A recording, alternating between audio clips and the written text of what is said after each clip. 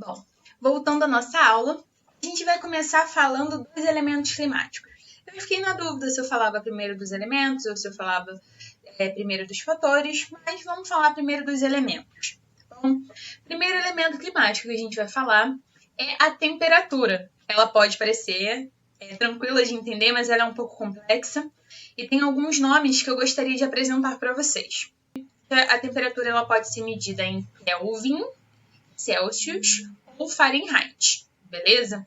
Agora, quando a gente está falando de elementos climáticos, a maioria dos países usa a medida Celsius, assim como o Brasil, tá? E apenas alguns países, poucos países, 2 ou 3, vão utilizar a medida Fahrenheit.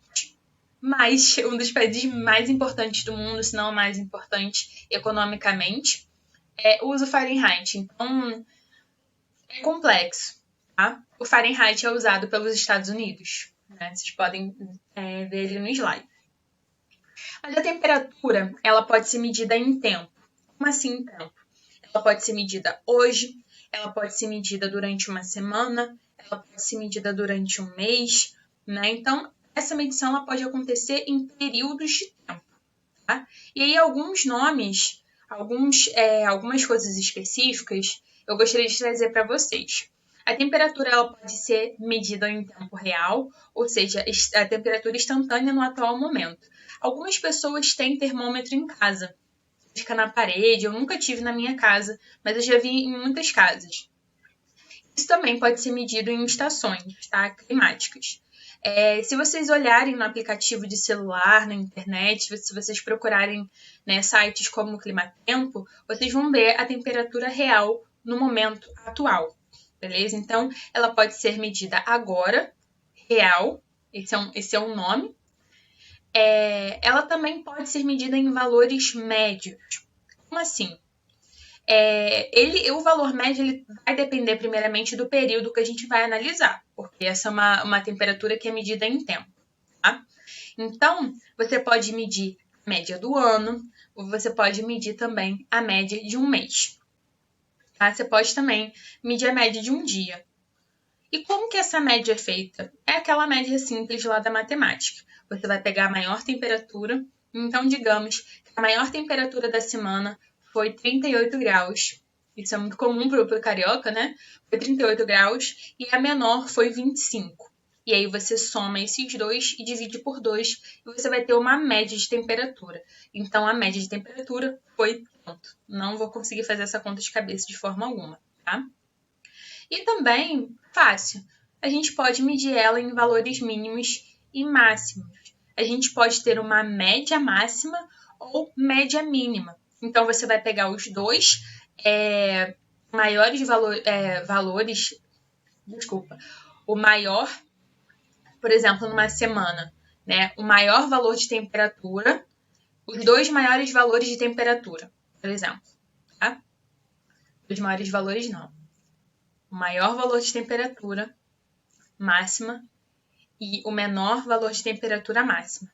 Por exemplo, segunda-feira fez a máxima de segunda-feira foi 30 graus, tá? Entretanto, a máxima de quarta-feira foi 38. E a máxima de sexta-feira foi, 35. Tá? Então, você vai pegar a menor de todas, que é a 30. A 35, ela tá ali no meio. Então, você pega a 30 e a 38, que são dois valores de máxima, somam esses dois e divide por 2, e aí você tem uma média máxima. E da mesma forma, pode acontecer com as médias mínimas. Então, você vai pegar ali todas as temperaturas mínimas de uma semana. 18, 20, 15, sei lá. E aí você vai pegar a maior e a menor, somar e dividir por 2. Beleza? E aí eu trouxe para vocês um gráfico. Gráfico de temperatura é muito comum no Enem. É muito comum. Eu lembro de ter feito Enem com um gráfico desse. Pelo menos um gráfico desse. Eu tenho dito para vocês, eu acho que os outros professores também devem falar muito, a importância de vocês saberem ler um gráfico é imensa. porque o Enem ele utiliza muito dessa forma de se comunicar, tá bom? Então, esse gráfico, o que ele está dizendo para a gente? Ali na legenda está dizendo que é um climograma com as normais de precipitação, a temperatura máxima e média compensada, a temperatura máxima, média compensada e a mínima. Tá? O que vai ser importante para a gente, já que a gente está falando de temperatura? Primeiro, as temperaturas. A gente falou de temperatura máxima e temperatura mínima. A temperatura média compensada vocês não precisam saber, ela é muito específica. É porque essa foto eu peguei de um site de climatologia, mas eu queria mostrar algo interessante para vocês. Provavelmente, temperatura média compensada não deve cair no Enem. Tá? Só temperatura máxima e temperatura mínima. Beleza? E aí a gente vai ver a variação dela. Beleza? Então, aqui, em janeiro, né, você tem temperaturas ali entre 30, né, e até um pouquinho mais, e ela vai subindo em fevereiro, e depois a gente chega aqui outono, nosso inverno, com as temperaturas máximas diminuindo um pouco, tá bom? Isso daqui é aquilo que eu falei para vocês. Tá? Aqui não vai ser medida a mínima. Aqui vai ser pega a máxima, né? As duas máximas de um mês. Tá? Então, digamos que a máxima temperatura que teve aqui no mês de setembro, que é o que eu tô, foi, sei lá, deixa eu ver aqui. Se ele tá ali entre 25 e 30, a máxima foi 30, né? E a máxima foi 30, a máxima da máxima foi 30 e a mínima da máxima foi 25. Então, eles vão pegar esses dois números e vão dividir por 2. Da mesma forma, vai acontecer com a temperatura mínima. Beleza? E aí, outra coisa que a gente também pode medir é a variação diurna de temperatura. E isso é um pouco complexo também, mas fiquem tranquilos, tá? Se aquele papo de temperatura máxima e mínima tiver confundido vocês, me perdoa, mas é muito simples. É literalmente pegar 2 e dividir por 2, tá? Mas eu posso explicar de novo se tiver ficado muito confuso. Porque é confuso você falar de máxima e mínima, né? E ter que falar de um número máximo e um número mínimo ao mesmo tempo, enfim. Mas tá tudo certo. Continuando a falar sobre a temperatura, a gente tem a variação diurna. Então, assim, né? Durante um dia, né? Tem horas mais e menos quentes, né? Então, a gente sabe que durante a manhã não é tão quente comparado às horas da tarde, por exemplo, né? À tarde, a temperatura é muito mais quente. Como que isso vai acontecer e por que isso é importante a gente saber? É comum que a gente pense que a hora mais quente do dia é meio-dia, tá? Então, a gente sabe que sair meio-dia, a mãe vai dizer para levar, sei lá, uma sombrinha, colocar um boné, protetor solar, que seja, não ficar no sol, ficar na sombra, né? As avós também se preocupam muito com isso. A gente sabe que não é aconselhável ir à praia entre 10 e 4 horas, né? Mas é comum, é o senso comum, que ali o horário de meio-dia é a hora mais quente do dia. Mas não é a hora mais quente do dia. É a hora que o sol está no pico, né? Ou seja, o ponto mais alto do sol, onde ele está, a radiação está vindo para a superfície terrestre de forma mais concentrada. A gente pode falar que é a hora que a gente mais recebe energia. Mas existe um tempo até essa energia que está vindo do sol meio-dia entrar em contato com a superfície e se formar em calor. Que é dessa forma que o calor é feito. Ele tem que entrar em contato com a superfície e aí ele vai aquecendo o ar logo acima. E vai aquecendo até que a gente consiga sentir. Então, se meio-dia é a hora que o sol está no ponto mais alto, leva um tempo até que toda essa energia seja transformada em calor pelo solo e seja depois ainda transmitida pelo ar. Então, a hora mais quente do dia acontece um pouco depois de meio-dia, como está aqui nesse gráfico. Tá? Aqui a insolação absorvida ao meio-dia está no topo, mas é somente a insolação, não é a temperatura ainda, porque o ar ainda não ficou quente.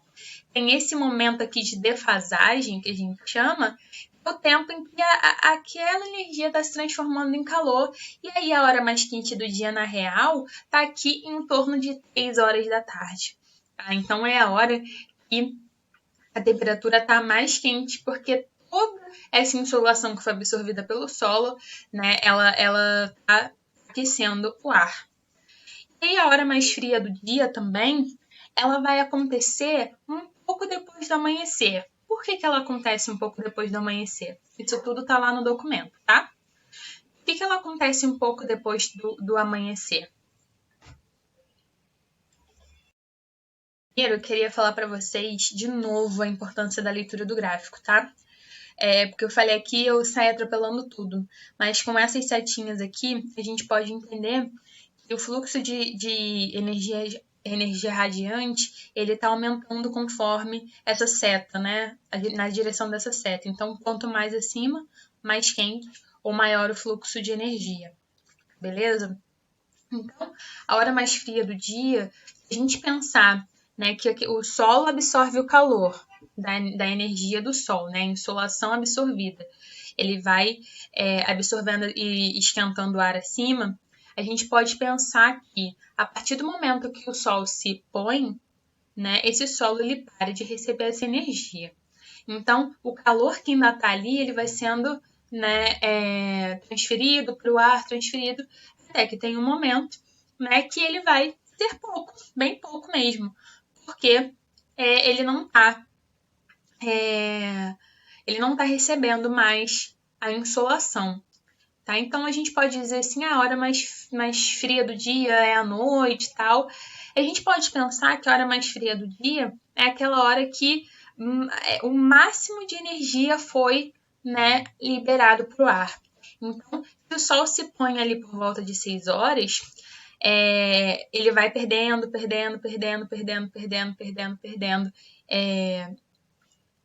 calor até a hora que o Sol nasce de novo, para o solo voltar a receber radiação e voltar a passar temperatura para o ar e a gente sentir, beleza? Só que a hora mais fria do dia, ela não vai ser um pouco antes ou na hora que o sol nasce. Na verdade, ela está um pouquinho depois. A hora mais fria do dia é um pouquinho depois que o sol nasce por conta da defasagem, que é aquele tempo. Então, apesar da luz solar já estar sendo recebida, né, por um determinado local, até que aquele local absorva e transforme essa energia solar em temperatura, já ficou, né, a gente já tem um pouquinho de luz do sol. Então, a hora mais fria do dia é um pouquinho depois, né, que o sol nasceu. E aí depois ele vai começar a aquecer de novo e todo dia ele vai voltar a se movimentar. E aí outras coisas vão regular também essa variação diurna de temperatura. Alguns gráficos vão mostrar, por exemplo, uma queda abrupta no meio do dia, né, sem que haja, né, assim, nada explicável. Quer dizer, claro que vai existir algo explicável, né? Na verdade, algumas coisas podem acontecer, né? E aqui a gente vai falar de duas coisas. O vento ele pode redistribuir o ar, então ele vai trocar ar entre um lugar quente, entre um lugar frio, né? Então ele pode, por exemplo, amenizar a nossa sensação de calor. E a presença de nuvens também pode diferenciar essa temperatura, porque a nuvem ela vai funcionar primeiro como uma barreira. Tá? A energia solar ela pode, né, bater na nuvem e ela vai retornar em direção à atmosfera. Tá? E também essa nuvem ela pode ter um efeito rebote, né? Não sei se vocês já repararam em dias nublados que às vezes fica muito abafado. E você fala, meu Deus, mas não tá nem sol, por que tá tão quente? Por que tá tão abafado? Geralmente um pouquinho antes de chover isso acontece. Como nessa foto aí. Então, as nuvens elas vão influenciar numa coisa que a gente chama de efeito estufa. A gente vai ver o efeito estufa mais à frente, mais especificamente. A gente falou um pouquinho na aula passada, mas o efeito estufa ele é provocado pela camada de ozônio. Lembra que a gente falou? Só que é como se as nuvens elas formassem também uma outra camada bem abaixo da camada de ozônio, né, na troposfera. E o que vai acontecer? Os raios solares, ao invés de eles serem enviados novamente lá para o espaço, eles vão ficar presos nessa camada, nessa capa de nuvens. Então, eles voltam ao solo e aí é como se o calor ficasse aprisionado. É por isso que a gente tem essa sensação de que está abafado quando está nublado. Mas também recebe menos temperatura, recebe menos insolação. Então, se está ventando, se outros fatores fizeram com que a temperatura diminuísse e está nublado, é possível também que fique bem frio, porque os raios solares eles não vão conseguir atingir a superfície, né, de forma plena. Beleza? Aí tem uma fotinha, eu tinha esquecido dessa foto, né, era o que eu estava explicando para vocês. A energia ela entra no solo, né, e ela é refletida de volta, tá bom? E aí a gente está vendo, eu ia apontar com o dedo. A gente está vendo aqui a camada de ozônio, ela está funcionando. O efeito estufa ele é muito importante para a vida, tá? Se não houvesse a camada de ozônio e certa parte de energia não retornasse para o nosso planeta Terra, para o nosso sistema, a gente teria uma Terra muito fria e não seria possível, por exemplo, a vida. Então, o efeito estufa é muito importante, né? O problema do efeito estufa ruim que a gente ouve é quando ele passa do ponto. Ele tem um ponto. Mas é isso, a gente vai conversar na próxima aula. Então, aqui a nuvenzinha aqui funcionando como, né, uma camada que vai fazer com que a energia volte, ou seja, ela vai aprisionar o calor na superfície terrestre.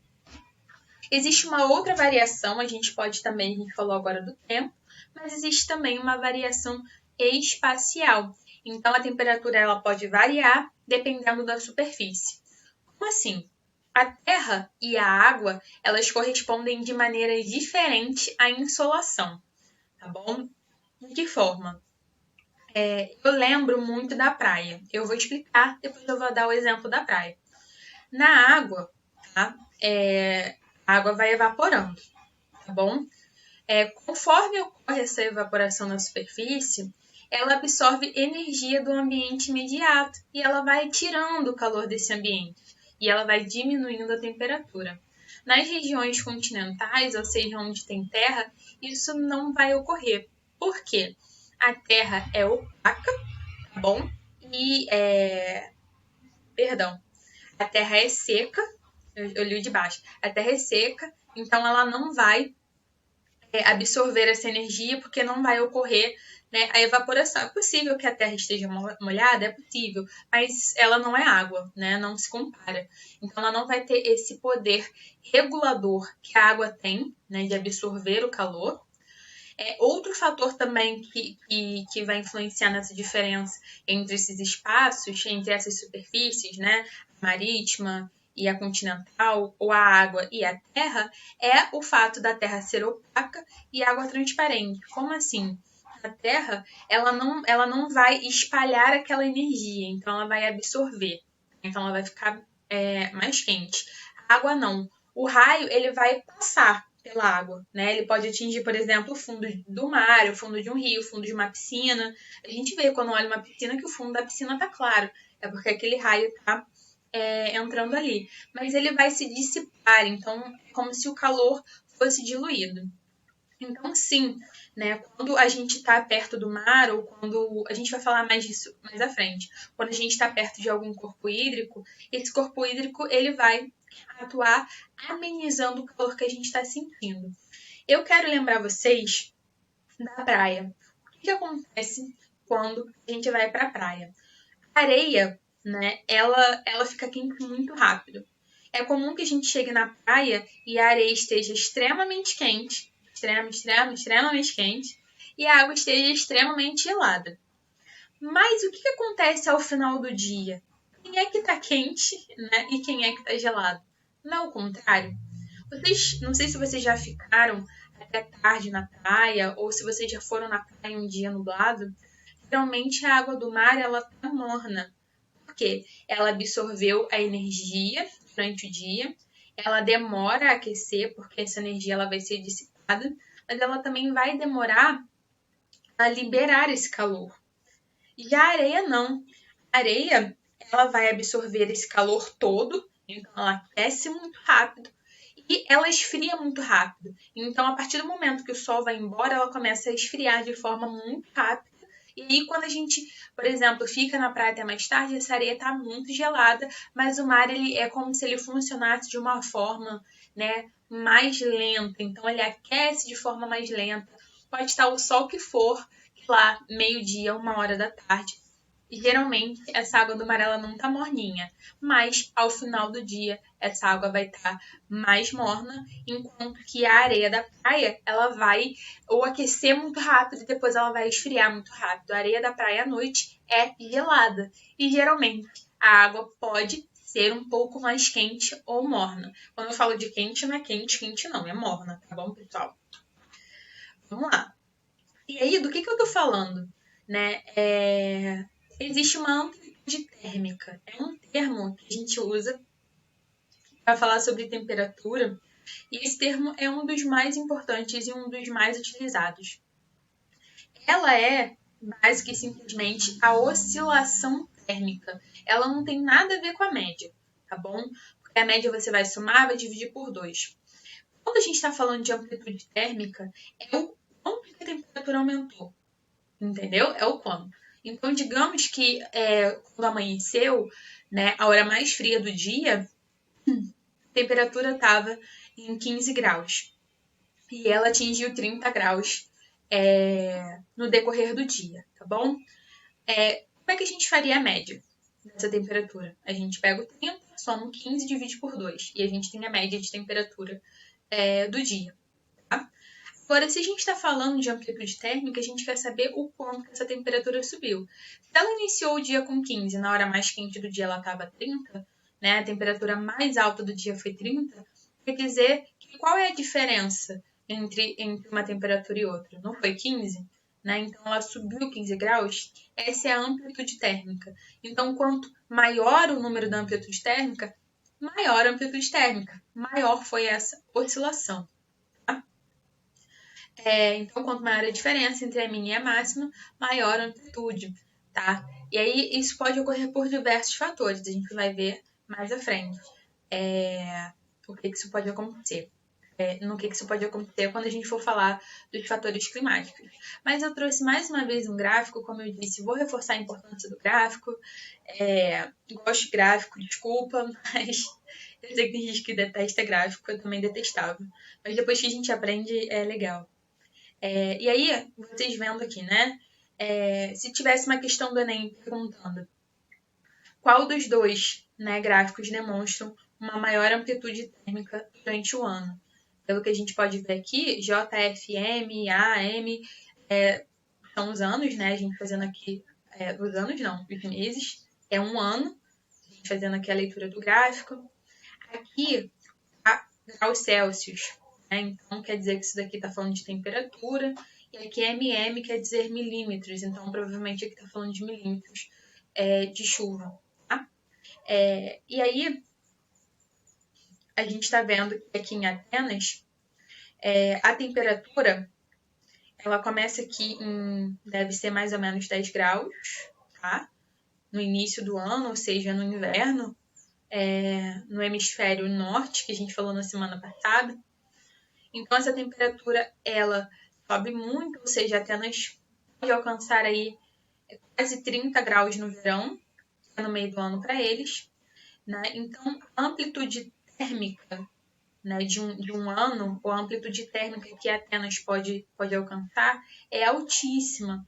A gente pode ver aqui uma diferença se a gente fizer a maior temperatura, digamos que seja 30, menos 10, que é a menor temperatura, a gente tem 20 graus de diferença. É uma amplitude térmica alta, tá bom? Agora, lá no Suriname, vamos ver se a amplitude térmica é alta? Eles aqui, no início do ano, aqui em 38, digamos, né? E eles abaixam um pouquinho, sobem um pouquinho, não dá nem pra gente identificar o que é verão, o que é inverno, né? Provavelmente o Suriname ele está localizado em um local de baixa amplitude térmica. Porque se a gente contar aqui, ele não sai. Entre 30 e 24, ele tem 6 graus. Ele não sai desse meio aqui. Então, é baixa amplitude térmica que pode ser influenciado por diversos fatores. Beleza? E aí, outra amplitude térmica que é importante que a gente fale é a umidade. Vocês sabem, né, o que é a umidade? A umidade, ela é o vapor d'água no ar. É simples assim, tá bom? A nossa sensação de conforto, ela é medida pela relação entre temperatura e umidade, tá bom? Então, dependendo aí no dia, né, o quanto de temperatura e a relação dela com a umidade, a gente pode se sentir mais ou menos confortável. Mas eu também acho que isso pode estar relacionado ao lugar que você nasceu. Não sei se vocês assistiram BBB, né? Mas tinha uma participante, a Sara, que foi cancelada, enfim, que era amiga do Gil. Pra quem não sabe. Mas se vocês não souberem, é importante que vocês saibam que a Sara, ela é de Brasília, tá? E aí eu lembro de uma vez, eu tava no BBB e a Sara, ela tava reclamando. Ela falou, nossa, o dia tá muito úmido hoje. Nossa, tá insuportável. Por que pra ela um dia úmido é insuportável? Porque ela mora num lugar extremamente seco. Brasília é extremamente seco. E a umidade é baixíssima em Brasília. Então, para ela, a umidade aqui do Rio de Janeiro é desconfortável. Quanto maior a umidade, mais a gente sua. Por exemplo, tá quente. Tá quente aqui e tá quente lá em Brasília. Digamos que esteja 30 graus aqui e 30 graus em Brasília, tá bom? Aqui no Rio de Janeiro, como é um lugar mais úmido, a gente vai, em 30 graus, a gente vai estar suando. Em Brasília, não. Em lugares secos é comum que, independentemente do calor, né, quanto mais seco, menos você vai suar. Então, digamos que a gente esteja na mesma temperatura, mas nesses dois lugares o nosso corpo ele vai responder de forma diferente. Para ela, né, o clima seco é confortável porque ela cresceu, ela mora desde pequenininha nesse clima seco. Então, para ela é confortável, ali calor, ela não está acostumada a suar muito. Agora ela chega no Rio de Janeiro, ela sua sim, né? Porque é muito comum que a umidade do Rio de Janeiro esteja alta. Na verdade, a umidade relativa esteja alta. É o que a gente vai falar agora. A umidade relativa, ela vai ser o seguinte: o valor em porcentagem, então 10, 20, 30, 40%, diz o quanto de vapor de água tem no ar, tá bom? Então vai de 1 a 100. Quanto mais próxima do 100, mais vapor de água tem nessa máxima de ar. É comum que a gente ouça que a umidade relativa do ar está baixa no centro do país ou que está muito alta, beleza? A gente teve períodos sim no Rio de Janeiro de umidade relativa baixa. Quando a umidade relativa está baixa, geralmente o ar está ruim. E isso geralmente é falado em jornal, porque pode ser perigoso, tá bom? Outra coisa legal de se falar sobre a umidade relativa do ar é que quanto mais frio é o ar, menor é a capacidade dele de armazenamento de vapor. Como assim? Então, digamos que aqui tenha uma bolha de ar, tá bom? Se essa massa de ar aqui ela é fria, ela vai atingir os 100% muito mais rápido, porque ela tem menos espaço. É como se ela fosse um frasco menor, é como se a massa de ar fosse um frasco menor, quando a massa de ar fria é um frasco menor, e quando essa massa de ar é quente, ela é um frasco maior. Então, ela vai conseguir, né, armazenar mais vapor d'água. Tá? Então, quando há calor, é mais difícil a gente atingir os 100% da umidade relativa. Mas quando está frio é mais fácil a gente atingir 100% da umidade relativa. E o que isso quer dizer, né? Então a primeira pergunta é: existe um limite para o armazenamento de vapor? Sim. E o que acontece quando a gente alcança esse limite? A gente vai parar, né? Porque eu vou falar rapidinho aqui do índice de umidade de ar que eu falei anteriormente, tá? O que é isso? É uma cartilha. Então, ela vai dizer pra gente o que é perigoso, o que pode, o que não pode, sobre a umidade do ar. Então, quando a umidade do ar está entre 40% e 30%, né, a gente já começa a ficar em estágio de observação. Entre 29% e 20%, estágio de atenção. Entre 19 e 12, estado de alerta. E abaixo de 12, estado de emergência. Sim, é estado de emergência. Inclusive, as aulas da escola elas poderão ser suspensas quando a umidade atinge, né, limites de emergência. Isso é muito difícil aqui no Rio de Janeiro, tá? Mas isso acontece em lugares com pouquíssima, né, umidade relativa. Então, alguns cuidados. Você vai ter que evitar exercícios físicos ao ar livre, redobrar a atenção com crianças e idosos, beber muita água, umidificar ambientes, enfim. Alguns cuidados, porque isso pode fazer com que a pessoa fique muito mal. Beleza? Mas aí, voltando à pergunta que não quer calar. Ok, chegou a 100%. O que acontece quando o ar fica, né, saturado? A gente chama de saturado. Quando ele alcança esse 100%, é porque ele está saturado. Tá? Essa expressão também é usada quando a pessoa está de saco cheio. Então, o ar fica saturado, ele fica de saco cheio de vapor d'água. Ele chegou no limite da capacidade dele. Alguma coisa ele vai fazer. A umidade relativa, né, ela vai dizer pra gente o quão próximo estamos dessa saturação, como eu disse anteriormente. Quanto mais próximo do 100, né, quanto mais próximo do 100, mais próximo ainda de saturar. Então, o que acontece quando esse ar fica saturado? Existem formas de condensação, ou seja, ele se condensa. Isso não quer dizer que vai chover, não necessariamente. É natural que a gente pense, quanto mais vapor d'água, etc, porque vai chover. Não necessariamente. Outras coisas podem acontecer, não necessariamente chuva, né? Então, pode ocorrer formação de orvalho, a geada, nevoeiros e as nuvens. E aí a gente vai falar de chuva, mas não necessariamente vai chover. Eu não sei se vocês já viram, isso acontece muito aqui no meu bairro, acho que deve acontecer muito no de vocês também. Em épocas de muito frio, a gente sai de manhã cedo e geralmente o carro tá suado, né? Ele tá. A gente vai passando nos carros da rua, eles estão suados, o vidro tá suado, como se tivesse chovido, né? A gente chama de sereno, minha família chama muito de sereno.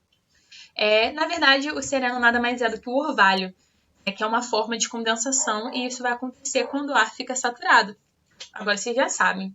Então, o orvalho ele vai se formar quando o ar quente ele entra em contato com uma superfície fria, né? Então, aquele vapor d'água que está, né, gasoso, ele vira líquido, e aí parece que choveu, mas na verdade não choveu. Ele só molhou ali, né, uma superfície. E aí pode ocorrer também a geada. A geada nada mais é do que a solidificação desse orvalho, né? Ou seja, ao invés de gotículas, ele vai virar gelo. Isso acontece muito no sul do país, né? Aparece muito no jornal hoje, enfim, sobre a geada. Então, a geada nada mais é do que uma forma de condensação, né? De quando esse vapor d'água ele encosta numa superfície que está tão gelada que ao invés dele se transformar em líquido, ele já vai se transformar em gelo. É possível também que haja formação de nuvens e nevoeiros, né? Então, se formam à medida que o ar se torna saturado com água, beleza? Mas o que seria uma nuvem, né? E eu acho que isso já deve estar passando pela cabeça de vocês. A nuvem, ela é nada mais, nada menos do que uma agregação, né, de minúsculas gotículas de umidade. Também podem ser cristais de gelo suspensos no ar, tá bom?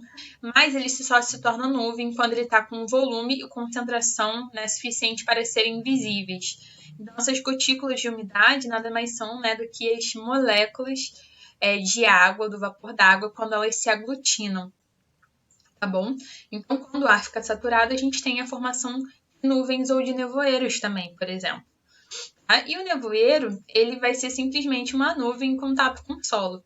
Tá? E ele vai se diferenciar da nuvem pelo que gera, o que vai gerá-lo. E aí, a gente ouve muito falar de precipitação, né? A precipitação é a famosa chuva. E aí, ela é qualquer deposição de água, né? Pode ser em forma líquida, gasosa ou sólida, ou seja, pode ser chuva, neve ou granizo. Então, a neve também pode ser uma forma de precipitação, enfim. E aí, sempre que o ar fica saturado, chove? Não necessariamente, tá bom? Então, não quer dizer que o ar saturou e necessariamente vai chover, né? Pode só formar uma nuvem e não necessariamente ela vai... A gente já viu dias nublados que passam o dia todo nublado e, na verdade, depois esse ar é dissipado e, né, esse vapor, essa umidade, ela fica lá em cima e ela não chega a cair, tá bom? Mas o que é preciso para que haja precipitação ou chuva? Essas gotículas, elas precisam crescer, tá? Para elas criarem peso. Elas não caem sem o peso. Esse peso ele vai ser puxado pela gravidade da Terra. Então, essas gotas elas vão ficar pesadas e vão conseguir cair, tá? Podem ser gotas de água ou flocos de neve, tá bom? Outra coisa que também vai influenciar para que essas gotículas não caiam, né? Também pode ser o vento. Eu já ouvi muito, eu via muito de uma senhora que ela falava assim, não, o vento vai dissipar as nuvens e tal. E isso acontece mesmo. Existem correntes de ar que impedem que a chuva caia, porque são gotículas pequenas. Então, quando elas estão muito pequenininhas, algumas correntes de ar que sobem não permitem que elas caiam. Então, elas vão ficar ali onde elas estão, tá bom? E para que essa precipitação ela chegue como gelo, como neve na superfície, é necessário que a temperatura do ar esteja em 0 ou menos por cento, tá bom? Isso não se aplica ao granizo. O granizo é uma outra forma. Apesar dele ser gelo, ele é uma outra forma, ele é uma pedra de gelo, né? E na maioria das vezes ele vai, sim, perdendo tamanho enquanto está caindo. Às vezes ele sai da nuvem como granizo e ele chega aqui como uma gota, né? E às vezes é uma bola grande, a gente vai ver que forma esse granizo se forma mais da frente. Não especificamente, tá? Porque isso não é tão importante assim. E aí a gente vai falar dos tipos de chuva, né? Que são os tipos de precipitação. De que forma essa precipitação pode acontecer? Existem 3 tipos, beleza? A gente vai falar primeiro do tipo de chuva, que é a chuva orográfica ou de relevo. O relevo, ele vai funcionar como uma barreira, tá? Então, vocês imaginam uma massa de ar úmida, a umidade relativa do ar altíssima, né? Pertíssima do ponto de saturação. E aí ela encontra com o relevo. Ele vai ser uma barreira, ela andando, tá caminhando lá, e ela vai encontrar com o relevo. Ela vai ser obrigada a subir, né? Por conta de ventos, enfim, ela está em movimento. E ela vai continuar em movimento. Ela vai ser obrigada a subir. A partir do momento que ela sobe, a temperatura vai diminuindo. O que acontece quando a temperatura está baixa? Lembra que a capacidade de armazenamento do vapor d'água diminui? Então, essa água ela vai aglutinando, a saturação ela chega a 100%, e é muito comum que que perto desse relevo, ou fique nublado na maioria das vezes, né? Fica muito nublado ou fica com um nevoeiro. Isso é muito comum. Como também é muito comum que haja chuva, né? Porque para que haja chuva é necessário que a umidade relativa do ar esteja alta. Então é possível que chova se as gotinhas conseguirem lá se aglutinar e formarem, né, um peso necessário. Então essa chuva que geralmente acontece, né, perto do morro, elas são as chamadas chuvas orográficas ou de relevo. E isso vai acontecer, isso acontece aqui no Rio de Janeiro, por exemplo. Eu estudo na PUC, né? Falei para vocês, e a PUC é na Gávea. E existe um maciço costeiro, maciço da Tijuca, tá? Maciço da Tijuca, isso mesmo, maciço da Tijuca. É muito comum, né, que esse ar úmido que vem do mar, ele chegue até o maciço da Tijuca e ele fica ali, ele fica na Zona Sul. E aí chove na Zona Sul muitas vezes, e muitas vezes na Zona Norte do Rio de Janeiro não está chovendo, porque essa massa ela ficou ali. Ela foi primeiro interceptada por esse relevo, ela subiu, caiu a chuva ali, né? E quando essa massa de ar ela consegue ultrapassar para a Zona Norte, ela já tá em tanta umidade assim que veio, né, da praia. E isso vai, por exemplo, influenciar na vegetação, a vegetação vai ser diferente. Isso não é muito expressivo, né? Como se nós tivéssemos duas paisagens muito diferentes, mas isso vai ser um elemento que vai diferenciar a nossa paisagem. Isso acontece também, isso é muito importante, vocês não esquecerem esse nome, o Planalto da Borborema.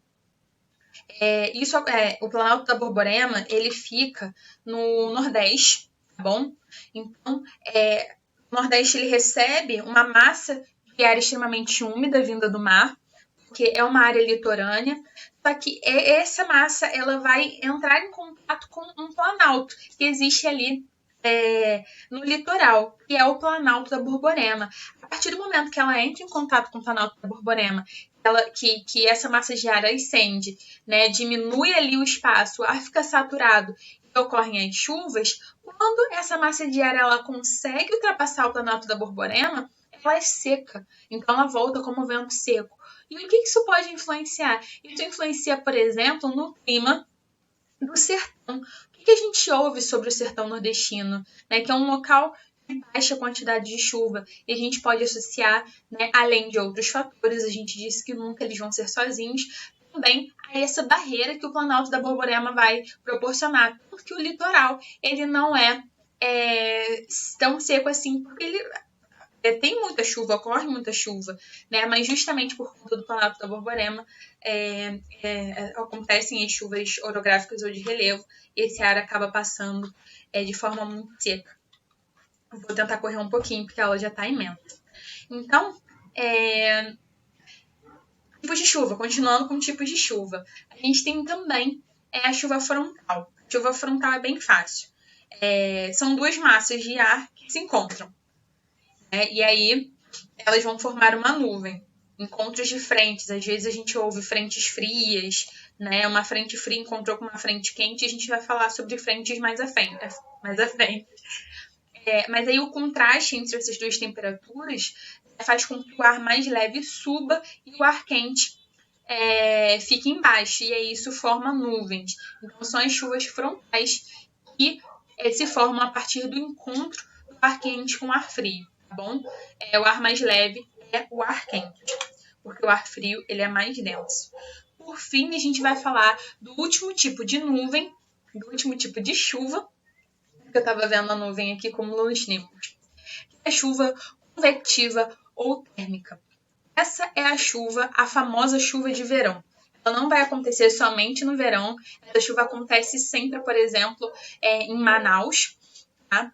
Mas a gente tem uma chuva convectiva, né? O tipo de chuva de verão, aquele tipo estrondoso que deixa todo mundo com medo, que acaba com a cidade, é uma chuva convectiva ou térmica. Mas de que forma eu vou identificar essa chuva?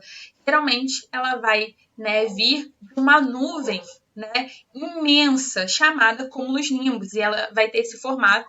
Eu não sei se vocês viram, eu vejo muito aqui da minha casa. E assim, ela geralmente é formada em dias de muito calor, sabe? Naquele verão quente, o dia tá muito quente, aí do nada, lá no final do dia, a gente vê a formação de uma nuvem extremamente escura, grande pra caramba, né? Aquele céu que tá, sabe, de dar medo. E aí ocorre aquela chuva torrencial, uma tempestade. E geralmente ela tá associada ao quê? À queda de granizo. O granizo ele vai ser formado dentro dessas nuvens, porque ela é tão grande para cima, ela ascende tanto para o alto, que ela atinge, né, um local onde a temperatura é muito baixa e que vai propiciar a formação de pedras de gelo mesmo, né? E como ela acontece de forma muito rápida, é possível que essas pedras de gelo consigam alcançar o solo, e aí é o tão famoso granizo, que às vezes é muito grande, pode inclusive quebrar telhado e fazer, né, uma confusão. E aí tá aqui uma foto, né, dessa chuva horrível que a gente tem geralmente no verão, e está associada, né, a essas nuvens altíssimas que são as cumulonimbus. Se vocês virem alguma chuva dessa, alguma nuvem dessa, quiserem tirar foto para mim e me mandar no WhatsApp para perguntar se é uma cumulonimbus, eu vou adorar, porque eu adoro, né, ficar, será que é e tal. E aí, se vocês virem uma chuva dessa, vocês tomem cuidado, porque provavelmente vai chover muito. E por fim, né, a gente finalizando os elementos climáticos, a gente tem a pressão atmosférica, que a gente já falou um pouquinho sobre ela, né? Então, ela vai ser o peso que o ar exerce sobre a superfície, tá bom? Então, quanto mais ar, maior a pressão atmosférica, quanto menos ar, menor a pressão atmosférica. Lembra que a gente falou que quanto mais a gente se afasta da superfície, menor a concentração de ar? Então, quanto maior a altitude, menor a pressão atmosférica, porque menos moléculas de ar estão fazendo pressão sobre a superfície, beleza? E isso é importante para o elemento climático, porque também vai diferenciar, por exemplo, temperatura e vai ter uma influência, sim, né, uma com a outra, beleza? Mas isso vocês já sabiam. O que a gente vai pegar agora mesmo é uma mudança horizontal. Então, essa pressão ela também pode mudar horizontalmente. Como assim? Né? Enfim, eu não vou explicar isso agora por conta do tempo, mas tem lá o porquê que ela muda horizontalmente. Mas vocês não precisam saber disso. Vocês só precisam saber que existem áreas de alta e baixa pressão. Isso fala muito no jornal Na Previsão do Tempo, muito mesmo. E essas áreas de alta e baixa pressão, elas são essenciais. Vocês não podem deixar de pensar nelas quando vocês vão pensar em vento. Por quê? O vento é nada mais, nada menos, gerado a partir da movimentação de ar, né, de áreas de alta pressão para áreas de baixa pressão. Né? Então, a partir da lei da dinâmica dos fluidos lá da física, o ar mais denso, então, um fluido que é mais denso, ele vai sempre tentar buscar espaço, porque é como se ele se sentisse preso onde ele está. Então, uma área de alta pressão, ela está muito densa, então ela vai procurar onde se expandir. Então, geralmente, uma área com alta pressão, ela vai querer, né, ir para lugares onde tem mais espaço. E onde tem espaço? Numa área de baixa pressão, porque quer dizer que ali, né, tem menos moléculas. Isso vai ser associado a outros diversos fatores. Então, quando vocês virem um vento, né, digamos que um vento está correndo aqui, está passando, enfim, está, né, balançando seu cabelo assim para trás. Então, ele está nessa direção. Vocês já podem pensar que se ele está nessa direção é porque aqui atrás de vocês tem uma área de baixa pressão e esse vento que está vindo ali da área de alta pressão, ele está procurando espaço. Tá bom? Então, os ventos eles vão se movimentar dessa forma e aí vão formar. Então, quanto maior é a diferença de pressão, maior o vento, por exemplo, né? E tem a ver com a distância também. Então, os ventos vão ser formados dessa forma. O vento ele também vai receber um nome na direção da qual ele se origina. Então, ele pode ser vento de sul, vento de norte, vento de oeste, vento de leste, vento do mar, vento do continente. Né? Então, da onde ele está vindo. E ele também vai ter as características do lugar onde ele se origina. Tá? Então, se ele está vindo, ele vai trazer características térmicas e de umidade também. Então, se ele está vindo de um lugar úmido, se ele está vindo do mar, por exemplo, né, ele vai trazer essa umidade com ele. Se ele está vindo do continente, se ele está vindo de um lugar seco, ele vai trazer, né, uma massa de ar seca, não necessariamente vai chover e etc. Né? Então, aí um exemplo para a gente pensar sobre isso, se alguém se encontra em Curitiba e souber da decorrência, né, da ocorrência de ventos de sul, né, o que pode se esperar da variação de temperatura? A gente sabe que a sul de Curitiba, né, a gente está indo em direção ao Polo Sul. Então, ventos do Polo Sul, eles vão ter que tipo de característica? Eles vão ser frios. Né? Então, o que esperar da variação de temperatura? A gente sabe que a temperatura vai abaixar, porque tem ventos vindo lá do sul, ou seja, de um lugar mais frio. E se tiverem ventos, né, de norte, provavelmente esses ventos vão ser quentes, porque, né, é uma área mais quente, está mais próxima da linha do Equador, uma área que recebe mais insolação, por exemplo. Beleza?